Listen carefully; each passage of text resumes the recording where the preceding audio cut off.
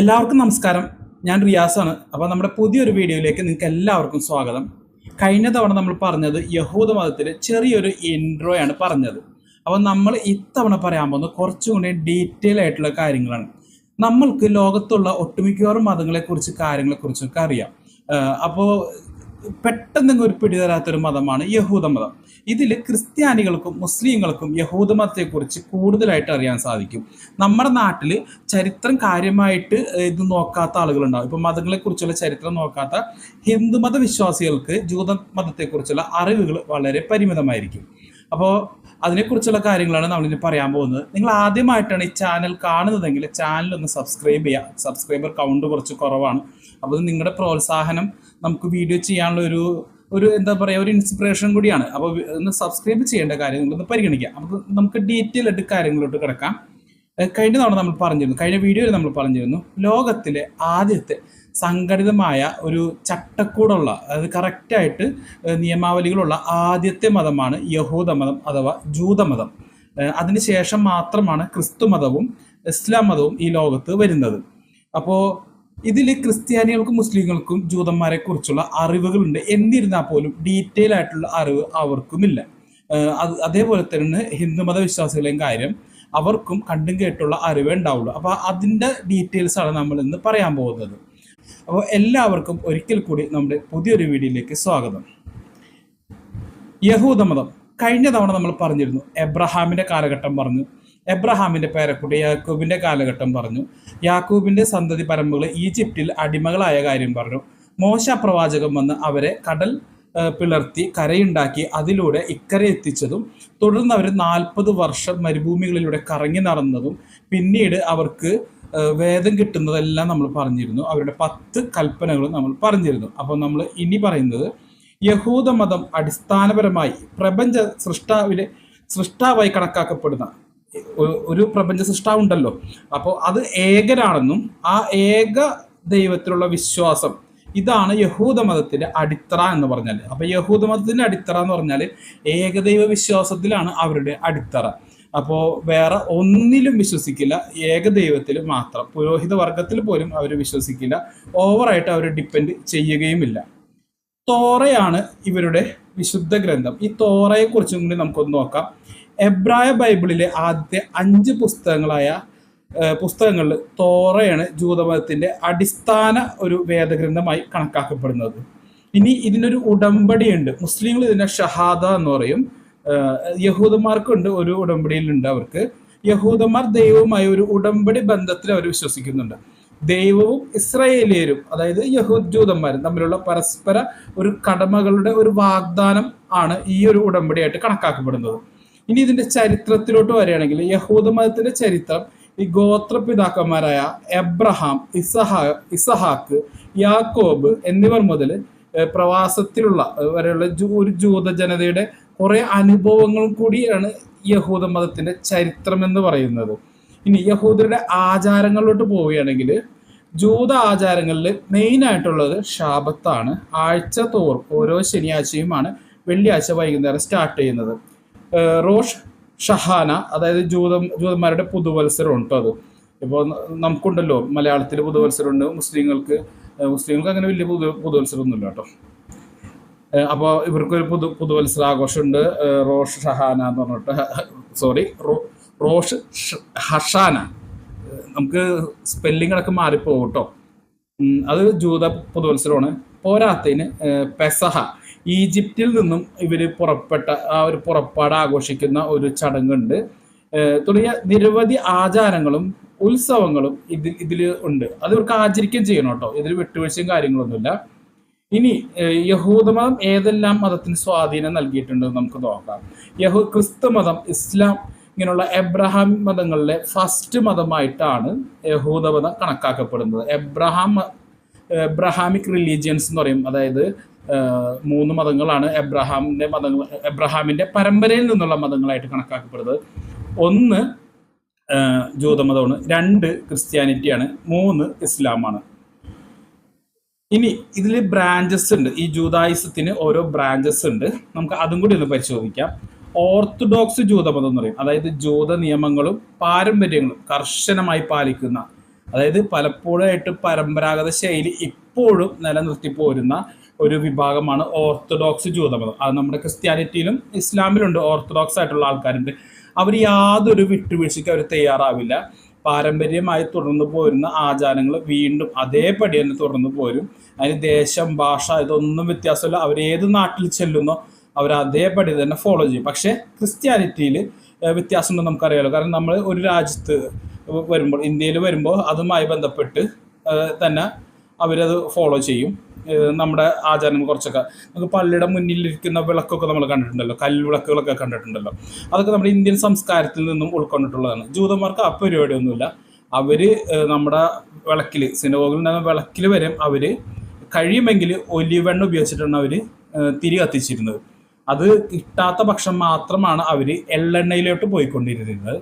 അതേപോലെ തന്നെ ഇസ്ലാമിലാണെങ്കിലും നാട്ടിലോട്ട് വരുമ്പോൾ ഇപ്പോൾ വിവാഹത്തിലെ താലികെട്ട്, അതുപോലെ തന്നെ ഹിന്ദുമതത്തിൻ്റെ പല ആചാരങ്ങളും നമുക്ക് ഇസ്ലാം മതത്തിൽ പാരമ്പര്യമായി കൊണ്ടുനടക്കുന്ന ആൾക്കാരെ കാണാം. അതൊന്നും ഇസ്ലാമുമായിട്ട് യാതൊരു ബന്ധമുള്ള കാര്യങ്ങളും അല്ല.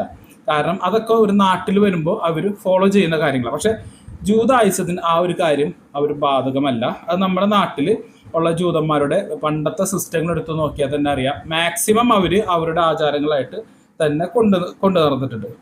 അടുത്തത് യാഥാസ്ഥിതിക ജൂതമതം. അതെല്ലാം നമ്മളിപ്പോൾ കാണുന്ന പോലെ തന്നെ ആധുനിക ഇതുമായിട്ട് പാരമ്പര്യത്തെ സന്തുലമാക്കുക. അതായത് ആധുനികത പ്ലസ് ഇപ്പോഴത്തെ മോഡേൺ, അപ്പോൾ അതും തമ്മിലൊരു ജോയിന്റ് ആക്കുന്ന ഒരു ടീമുണ്ട്. ഇപ്പോൾ പണ്ടത്തെ കാര്യങ്ങളൊക്കെ ആധുനികതയിലോട്ട് വരുമ്പോൾ ഒരു ഇഴുകിച്ചേരലുണ്ടാവുമല്ലോ, അതാണ്. അത് പരിഷ്കരിച്ച ഒരു രൂപമാണ് ജൂതമതത്തിൻ്റെ ഒരു രൂപമാണത്. ധാർമ്മിക തത്വങ്ങളിൽ ശ്രദ്ധ കേന്ദ്രീകരിക്കുകയും മതനിയമങ്ങളിൽ സമകാലിക ജീവിതവുമായി പൊരുത്തപ്പെടുകയും ചെയ്യുന്നു. ഇപ്പോൾ ഉദാഹരണത്തിന് ഇപ്പോൾ അവരുടെ ഉത്സവങ്ങൾ വരുന്ന സമയത്ത്, ശാബത്ത് വരുന്ന സമയത്ത് ജോലിക്ക് പോകുന്ന ജൂതന്മാരും ഈ യാഥാസ്ഥിതിക ജൂതമതത്തിലുണ്ട്. എല്ലാവരും അല്ല, വളരെ ചുരുക്കം പേര്. അതുകൂടാതെ പരിണമിച്ചു കൊണ്ടിരിക്കുന്ന ഒരു വിഭാഗം ജൂതന്മാരുണ്ട്. മാറിക്കൊണ്ടിരിക്കുന്ന സാമൂഹികവും സാംസ്കാരികവുമായ സന്ദർഭങ്ങൾക്ക് അനുസൃതമായിട്ട് ജൂത പാരമ്പര്യത്തിൻ്റെ വികാസവും കൂടി ഇവർ കണക്കിലെടുക്കുന്നുണ്ട്. ലോകത്തിലെ ഏറ്റവും പഴക്കം ചെന്ന മതങ്ങളിൽ ഒന്നാണ് ജൂതമതം എന്ന് പറഞ്ഞല്ലോ. പഴക്കം ചെന്ന മതങ്ങൾ മാത്രമല്ല, പക്ഷേ ഏറ്റവും കൂടുതൽ ശക്തമായ ഒരു ചട്ടക്കൂടുള്ള മതങ്ങൾ നോക്കുകയാണെങ്കിൽ ആദ്യത്തെ മതമായിട്ട് നമുക്ക് ജൂതമതത്തെ കണക്കൂട്ടാം. അതായത് യഹൂദമതത്തെ കണക്കൂട്ടാം. നമുക്ക് ദൈവം ഏകനാണെന്നും യഹൂദർ ദൈവത്താൽ തിരഞ്ഞെടുക്കപ്പെട്ട വിശുദ്ധ ജനമാണെന്നുള്ള വിശ്വാസമാണ് യഹൂദ ധർമ്മത്തിന്റെ കാതലായിട്ടുള്ള ഒരു വിഷയം. അത് നമുക്കിവിടെ പല ആളുകളിൽ നിന്നും നമുക്കത് കേട്ടിട്ടുണ്ടാവും, അവർ ദൈവത്തിന്റെ ജനതയാണെന്നുള്ള കാര്യം. പക്ഷെ അതിൽ ഞാൻ വിശ്വസിക്കുന്നില്ല. ദൈവം ഒരു ടീമിനെ മാത്രം അങ്ങോട്ട് സ്വന്തമായിട്ട് ഏറ്റെടുക്കുക, ബാക്കി ഉള്ള പദസ്ഥരെയും ബാക്കിയുള്ളവരൊക്കെ തഴയപ്പെടാന്നുള്ളത് നമ്മളെ നാട്ടിൽ തന്നെയുള്ള ഒരു സവർണ ഒരു മേധാവിത്വത്തിന്റെ ടച്ച് എനിക്ക് നമ്മൾ ഫീൽ ചെയ്തിട്ടുണ്ട്. കാരണം ഒരു കൂട്ടർ മാത്രം ദൈവത്തിന് പ്രിയപ്പെട്ടവരും മറ്റുള്ളവർ പ്രിയപ്പെട്ടവരല്ലാതിരിക്കുക, അത് ഞാൻ വിശ്വസിക്കുന്നില്ല. എല്ലാവരും ആദാമിൻ്റെ മക്കളാണെന്നും ദൈവത്തിന് എല്ലാവരും തുല്യരാണെന്നുള്ള ഒരു തിയറിയിലാണ് ഞാൻ വിശ്വസിക്കുന്നത്. അത് ആരായാലും, ജൂതനായാലും ക്രിസ്ത്യാനിയായാലും മുസ്ലിം ആയാലും ഹിന്ദു ആയാലും, ദൈവത്തിന് എല്ലാവരും പ്രിയപ്പെട്ടവരാണെന്നുള്ള വിശ്വാസത്തിലാണ് ഞാനിരിക്കുന്നത്. കാരണം ദൈവം സ്നേഹമാണ്. തെക്കൻ മെസോപ്പൊട്ടേമിയയിലെ ഊറിൽ നിന്നാണ് ഇവർ വരുന്നത്, നമ്മുടെ എബ്രഹാം വരുന്നത്. അപ്പോൾ യഹോവ എന്നാണ് ദൈവത്തിൻ്റെ പേരെന്ന് നമ്മൾ കഴിഞ്ഞ വീഡിയോയിൽ പറഞ്ഞിരുന്നു. യഹോവ എന്നാണ് ഉച്ചരിക്കുക. പിന്നെ എലോഹിം, ഇങ്ങനെയൊക്കെ പേരുകളുണ്ട്. അപ്പോൾ മെയിനായിട്ട് അവർ പറയാം എലോഹിം. നിങ്ങൾ ആ സ്റ്റാർ കണ്ടിട്ടുണ്ടാവും, എന്താ പറയുക, ഒരു ഇസ്രായേലിലെ ചിഹ്നമായിട്ടുള്ള സ്റ്റാർ. അത് ഞാൻ എന്തായാലും വീഡിയോയിൽ ഞാൻ കൊടുത്തേക്കാം കേട്ടോ. ദൈവികമായ തെരഞ്ഞെടുപ്പിലൂടെ വാഗ്ദത്ത ഭൂമിയായ ഇസ്രായേലിൽ എത്തിയവനും എല്ലാ വിശ്വാസികളുടെയും പിതാവുമായ എബ്രഹാമിൻ്റെ പാരമ്പര്യത്തിൽപ്പെട്ടവരായ യഹൂദർ സ്വയം കണക്കാക്കപ്പെടുന്നു. അപ്പോൾ നമുക്കറിയാം എബ്രഹാമിൻ്റെ പാരമ്പര്യം എന്ന് വെച്ച് നമ്മുടെ നാട്ടിൽ വന്ന് ജൂതമതം സ്വീകരിച്ച ആളുകൾ മുഴുവൻ എബ്രഹാമിൻ്റെ പാരമ്പര്യത്തിൽ പെടണമെന്നില്ല. അല്ലെങ്കിൽ ഇസ്ലാം മതം സ്വീകരിച്ചവർ, ക്രിസ്തു മതം സ്വീകരിച്ചവർ എല്ലാം എബ്രഹാമിൻ്റെ പാരമ്പര്യത്തിൽ പെടണമെന്ന് ഒരു നിർബന്ധമില്ല. ഇനി ആ പാരമ്പര്യത്തിൽ പെട്ടെന്ന് എന്തെങ്കിലും പ്രത്യേകത ഉണ്ടോ എന്ന് നമുക്കറിയാൻ പാടില്ല. ഞാൻ ആ ഒരു കാര്യത്തിൽ വിശ്വസിക്കുന്നില്ല. എന്നിരുന്നാലും വീഡിയോയുടെ ഒരു കാര്യത്തിന് വേണ്ടി മാത്രം ഞാൻ പറയുന്നു, ജൂതന്മാർ വിശ്വസിക്കുന്നു. അവർ ആ ഒരു പ്രിവിലേജ് ആയിട്ട് കൊണ്ടു നടക്കുന്ന കാര്യമാണ്. അതായത് തെരഞ്ഞെടുപ്പിലൂടെ ദൈവം തെരഞ്ഞെടുത്ത ജനതയാണെന്ന് വിശ്വസിക്കുന്നവരാണ് ജൂതന്മാർ. എബ്രഹാമിന്റെ പേരക്കിടാവായ യാക്കോബിന്റെ 12 മക്കളിൽ ഒരാളായ യഹൂദയുടെ പേരിലാണ് ഈ മതം അറിയപ്പെടുന്നത്. യഹൂദ എന്ന പേരോ യഹോവ എന്ന ദൈവവുമായി ബന്ധപ്പെടുകയും യഹോവ എന്ന പേരുമായിട്ട് ദൈവനാമവുമായി ബന്ധപ്പെട്ടിട്ടുണ്ട്. എബ്രായ ബൈബിളിൽ അനുസരിച്ച് ഈജിപ്തിൽ അടിമകളാക്കപ്പെട്ട യാക്കോബിന്റെ സന്തതികൾ മോശയുടെ നേതൃത്വത്തിൽ വിമോചിതരായി വാഗ്ദത്ത ഭൂമിയിൽ മടങ്ങിയെത്തി. അപ്പോൾ എബ്രഹാം ഊറിൽ നിന്നാണ് വരുന്നത്. അത് കൽദായരുടെ ഊർ എന്നാണ് പറയാത്. കൽദായരുടെ നാടാണ് ഊർ. അത് ഹരാൻ വഴിയാണ് അവർ വരുന്നത്. അപ്പോൾ അവർ വന്ന് അവർക്ക് കാനാൻ ദേശം, ഒരു വെളിപാട് വഴിയാണ് കാനാൻ ദേശം കിട്ടുന്നത്. അവിടെ എത്തിച്ചു. കുറച്ച് കഷ്ടപ്പെട്ടാലും ദൈവം അവർ എത്തിച്ചു. അത് അവരുടെ ഭൂമിയായിട്ട് തന്നെ അവർ കണക്കാക്കപ്പെടുന്നുണ്ട്. 450 വർഷത്തെ അടിമത്തത്തിന് ശേഷമുള്ള ഈ വിമോചനവും മരുഭൂമിയിലൂടെയുള്ള മടക്കയാത്രയും യഹൂദ വിശ്വാസ പാരമ്പര്യത്തിലെ കേന്ദ്ര സംഭവങ്ങൾ പെടുന്ന കാര്യങ്ങളാണ്. 40 വർഷം ദീർഘിച്ച മടക്കയാത്രയുടെ തുടക്കത്തിൽ വിമോചകനായ മോശയ്ക്ക് സീനായ് മലമുകളിൽ വെച്ച് ദൈവം നിയമസാരാംശമായ 10 കൽപ്പനകൾ എഴുതി നൽകുന്നുണ്ട്. അത് സ്വന്തം വിരലുകൊണ്ട് കൽപ്പലകളിൽ എഴുതി നൽകിയതായിട്ടാണ് യഹൂദർ കണക്കാക്കപ്പെടുന്നത്. എബ്രായ ബൈബിൾ അതായത് തനക്കാണ് യഹൂദ മതസ്ഥരുടെ വിശുദ്ധ ഗ്രന്ഥം. തനക്കിന്റെ 3 ഖണ്ഡങ്ങളിൽ ഏറ്റവും പ്രധാനം ആദ്യ ഖണ്ഡവും നിയമ സമാഹാരവുമായ തോറയാണ്. പിൽക്കാലത്ത് മുഖ്യധാരയായി മാറിയ റാബൈനിക യഹൂദ ദൈവദത്തമായ അലിഖിത നിയമങ്ങളുടെയും അവയുടെ വ്യാഖ്യാനങ്ങളുടെയും രേഖ എന്ന നിലയിൽ പിൽക്കാല രചനയായ താൽമുദിനെയും തോറയ്ക്കൊപ്പം അവർ മാനിക്കുന്നുണ്ട്.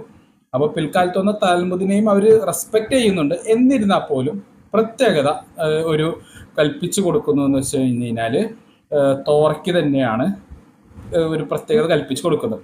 എബ്രായ ബൈബിളിലെ കഥാപാത്രങ്ങളിൽ അല്പം മാത്രമെങ്കിലും ചരിത്രാംശം കണ്ടെത്താൻ കഴിയുന്ന ആദ്യത്തെയാൾ അബ്രഹാം ആണെന്നും മെസ്സൊപ്പൊട്ടേമിയയിലെ ജന്മനാട്ടിൽ നിന്നും തെക്ക് കിഴക്ക് കൽദായരുടെ ഊർദേശത്തേക്കും അവിടെ നിന്ന് പടിഞ്ഞാറ് കാനാനിലേക്കുള്ള അബ്രഹാമിന്റെ കുടിയേറ്റങ്ങൾ അമോര്യ ജനതയുടെ കുടിയേറ്റ വ്യാപാര വാണിജ്യ പദങ്ങൾ തന്നെയാണ്. ഇതൊക്കെ പിന്തുടർന്നിട്ടാണ് കുടിയേറ്റം നടക്കുന്നതെന്ന് ഒരു ചരിത്ര പശ്ചാത്തലവും കൂടി ഉണ്ട് കേട്ടോ. എബ്രഹാമിന്റെ സന്തതികൾ ഈജിപ്തിൽ അനുഭവിച്ചതായി പറയപ്പെടുന്ന അടിമത്തത്തിന്റെയും വിമോചനത്തെ തുടർന്നുണ്ടായ ദീർഘപലായനത്തിന്റെയും കഥകളെ ബൈബിളിന് പുറത്തുള്ള ചരിത്രവുമായി ബന്ധിപ്പിക്കുക എന്ന് വെച്ചാൽ ഒരു എളുപ്പമുള്ള കാര്യമൊന്നുമല്ല അത്. എബ്രഹാം ഇങ്ങനെ പോയി ഇതുമായി ബന്ധപ്പെട്ട് ബൈബിളുമായിട്ട് ഓക്കെയാണ്, പക്ഷെ അത് പുറത്തുള്ള ചരിത്രവുമായിട്ട് ബന്ധിപ്പിക്കാനുള്ള തെളിവുകളോ കാര്യങ്ങളോ ഒന്നും അങ്ങനെ ലഭ്യമായിട്ടില്ല. BC 14-ാം നൂറ്റാണ്ടിലെ അമാർണ എഴുത്തുകളിൽ പരാമർശിക്കപ്പെടുന്ന കലാപകാരികളുടെ അസംതൃപ്ത സമൂഹമായ ഹബിരുകൾ ഹീബ്രു ജനതയുടെ പൂർവികരായിട്ട് കണക്കാക്കപ്പെടുന്നുണ്ട്. എങ്കിലും ഈ ഹബിരു എന്നുള്ള ആ ഒരു പ്രശ്നം ഇപ്പോഴും ഒരു സമസ്യയായിട്ട് തന്നെ തുടരുന്നുണ്ട്. അതൊന്നും ഒരു പ്രൂഫോ തെളിയിക്കപ്പെട്ടിട്ടുള്ള കാര്യങ്ങളായിട്ടല്ല. ഈ എബ്രായ ജനത ഇസ്രായേൽ എന്ന പിൽക്കാലത്ത് അറിയപ്പെട്ട കാനാൻ ദേശത്തെത്തിയത് ഏകദേശ കണക്കാണ് BC 1600-നും BC 1300-നും ഇടക്കുള്ള കാലഘട്ടത്തിലായിരിക്കാം എന്നൊരു അനുമാനവും കൂടി ചരിത്രകാരന്മാരുടെ ഇടയിലുണ്ട്. അപ്പോൾ ഒരു കാര്യം ആലോചിക്കണം, BC വർഷം നടക്കുന്നതെന്ന് വെച്ച് കഴിഞ്ഞാൽ നമ്മുടെ AD വർഷത്തിന്റെ ഓപ്പോസിറ്റ് ആണ്. അതായത് AD വർഷം 1 സ്റ്റാർട്ട് ചെയ്യുന്നതെങ്കിൽ BC വർഷം ഏറ്റവും അവൈലബിൾ ആയിട്ടുള്ള ഹിസ്റ്ററിയിൽ നിന്നും പുറകിലോട്ടാണ് സന്ദർശിക്കുന്നത്. അതായത് BC എന്താ പറയുക, ആരോഹണം ക്രമത്തിലല്ല അവരോഹണ ക്രമത്തിലാണ് നടക്കുന്നത്. അപ്പോൾ ഇവർ ഈ കാനാൻ ദേശം കൈയടക്കിയത് ഒരു കേന്ദ്രീകൃത സൈനിക ഒരു നീക്കത്തിലൂടെ ഒന്നല്ല. അതായത് ഇപ്പോൾ ഇസ്രായേൽ പലസ്തീനിൽ നടത്തുന്ന അതുപോലെയുള്ള ഒരു സൈനിക നീക്കത്തിലൂടെ ഒന്നല്ല ഇവർ ഈ കാനാൻ ദേശം ആദ്യം കൈയടക്കിയിരിക്കുന്നത്. അത് ഈ നാടോടി സംഘങ്ങളായിട്ട് പല പ്രദേശങ്ങളിൽ നിന്നുള്ള കുടിയേറ്റങ്ങൾ വഴി നൂറ്റാണ്ടുകൾ കൊണ്ട് പതുക്കെ കുടിയേറിയിട്ടാണ് ഇവരന്ന് കാനാൻ ദേശം ഇവർ നേടിയെടുക്കുന്നത്. അപ്പോൾ ഇവർക്കിത് എഴുതപ്പെട്ട ഒരു ഹിസ്റ്ററി ഉണ്ടല്ലോ, അതിൻ്റെ പേരിൽ തന്നെ ഇവർക്ക് കാര്യങ്ങൾ കുറച്ചും കൂടി എളുപ്പമാണ്. കാരണം ഇവർക്കറിയാം ഈ ദേശം അവരുടെ ദേശമാണ്. അപ്പോൾ പാരമ്പര്യമായിട്ട് അത് പിന്തുടർന്നുകൊണ്ട് നൂറ്റാണ്ടുകൾ കൊണ്ടാണ് അവരെന്ന കാനാൻ ദേശം പിടിച്ചെടുക്കുന്നതല്ല അവിടെ എത്തിപ്പെട്ട് അവരുടെ ദേശമായി മാറുന്നത്. കാനാൻ ദേശത്തെത്തിയ എബ്രായ ഗോത്രങ്ങൾ ഏറെ കാലം അവിടെ പരസ്പരം പോരടിച്ചും ഇതര ജനവിഭാഗങ്ങളുമായി ഏറ്റുമുട്ടിയും ഒരു പ്രധാന വിഭാഗമായി മാറിക്കഴിയുന്നുണ്ട് കുറച്ച് കാലം കഴിയുമ്പോൾ.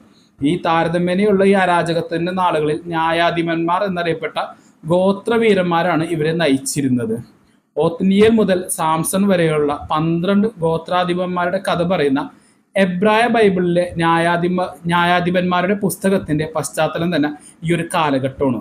ഈ ദബോറ എന്നൊരു വനിതയും ഈ ന്യായാധിപന്മാർക്കിടയിൽ സ്ഥാനം പിടിക്കുന്നുണ്ട്. ഈ ന്യായാധിപ ശാസനത്തിനൊടുവിൽ BC 11-ാം നൂറ്റാണ്ടിൽ എബ്രായ ഗോത്രങ്ങൾ യെരുശലേം കേന്ദ്രീകരിച്ച് ഒരു രാജശാസനമായി സംഘടിക്കുന്നുണ്ട്. ആ സമയത്ത് ബെഞ്ചമിൻ ഗോത്രക്കാരനായ ശൗലായിരുന്നു അവരുടെ ആദ്യത്തെ രാജാവ്. ഈ ശൗലിനെ പിന്തുടർന്ന യഹൂദ ഗോത്രജനതയായ ദാവീദാണ് യഹൂദരുടെ രാജാക്കന്മാരിൽ ഏറ്റവും പ്രശസ്തൻ.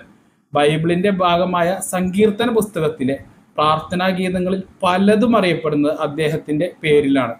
ദാവീദിന്റെ മകനായിരുന്ന ഒരു ജ്ഞാനിയും ദാർശനികനും പ്രേമഗായനൊക്കെ ആയിട്ടാണ് വിശേഷിപ്പിക്കപ്പെടുന്നതാണ് നമ്മുടെ സോളമൻ രാജാവ്. അപ്പൊ ഈ യെരുശലേമിൽ യഹോവയുടെ ആരാധനയ്ക്കായി ആദ്യത്തെ ദേവാലയം നിർമ്മിക്കുന്നത് അല്ലെങ്കിൽ പണി കഴിപ്പിക്കുന്നത് സോളമൻ രാജാവായിരുന്നു. അപ്പോൾ ഇദ്ദേഹം അറിയപ്പെടുന്നത് വളരെ ജ്ഞാനിയും ദാർശനികനൊക്കെ ആയിട്ടാണ്. പക്ഷെ ഇദ്ദേഹത്തിന്റെ ഏറ്റവും വലിയ ഹൈലൈറ്റ് ആയിട്ടുള്ള ഇദ്ദേഹത്തിന്റെ പ്രത്യേകത എന്ന് വെച്ചാൽ ഇദ്ദേഹമാണ് യഹൂദർക്ക് ആരാധിക്കുന്നതിനുള്ള, ഇത്രയും നൂറ്റാണ്ടുകളായി അവർ കഴിയുന്നത്, എന്നാലും ആരാധിക്കുന്നതിനുള്ള ഒരു കേന്ദ്രീകൃതമായ ഒരു ദേവാലയം നിർമ്മിച്ചു കൊടുക്കുന്നത് ഈ സോളമൻ രാജാവാണ്, അല്ലെങ്കിൽ സോളമൻ ചക്രവർത്തിയാണ്. സോളമൻ ചക്രവർത്തിയുടെ പിൻഗാമികളുടെ കാലത്താണ് എബ്രായ ജനത 2 രാജശാസനങ്ങളുടെ കീഴിൽ, അതായത് 2 ഒരു രാജ്യശക്തികളുടെ കീഴിലായിട്ട് ഭിന്നിച്ചു പോകുന്നത്. ഉത്തര രാജ്യമായ ഇസ്രായേലിന്റെ തലസ്ഥാനം സമരയെയും ദക്ഷിണദേശത്തെ യൂദായ രാജ്യത്തിന്റെ തലസ്ഥാനം യെരുശലേമും ആയിരുന്നു. ബൈബിളിന്റെ രാജാക്കന്മാരുടെ പുസ്തകങ്ങൾ തെക്കും വടക്കുമുള്ള ഈ വാഴ്ചകളുടെ സമാന്തരമായ കഥയാണ് പറയുന്നത്. അപ്പോൾ ഈ ഒരു ആഖ്യാനം രാജാക്കന്മാരെ വിലയിരുത്തുന്നതിൽ പിന്തുടരുന്ന മാനദണ്ഡം യഹോവയോട് പുലർത്തിയ വിശ്വസ്തതയാണ് അന്യദേവന്മാരുടെ ബലിപീഠങ്ങളും പൂജാതി കാര്യങ്ങളും നശിപ്പിക്കുന്നത് രാജധർമ്മമായി അവർ കരുതി പോന്നിരുന്നു. അപ്പോൾ നമ്മൾ ഇന്ന് ഈ വീഡിയോ ചെയ്യുന്നതിന് 2 ദിവസം മുമ്പ് വരെ യെരുശലേമിലെ യേശു പിറന്നൊരു ദേവാലയമുണ്ട്, ഹോളി ചർച്ച് എന്തോ പറയാത്, അത് തിരുപ്പിറവി ദേവാലയം എന്നാണ് മലയാളത്തിൽ പറയാ. ആ ഒരു ദേവാലയത്തിൽ ഒരു എന്താ പറയുക, ഒരു പഴഞ്ചനായിട്ടുള്ള, നമ്മൾ നേരത്തെ പറഞ്ഞ യാഥാസ്ഥിതിക അല്ലെങ്കിൽ ഓർത്തഡോക്സ് ആയിട്ടുള്ള ഒരു ജൂയിഷ് പുരുഷൻ കയറിയിട്ട് യേശുവിൻ്റെ പ്രതിമ തള്ളിയിട്ട് പൊട്ടിക്കുകയും കാര്യങ്ങളൊക്കെ ചെയ്തിട്ടുണ്ടായിരുന്നു.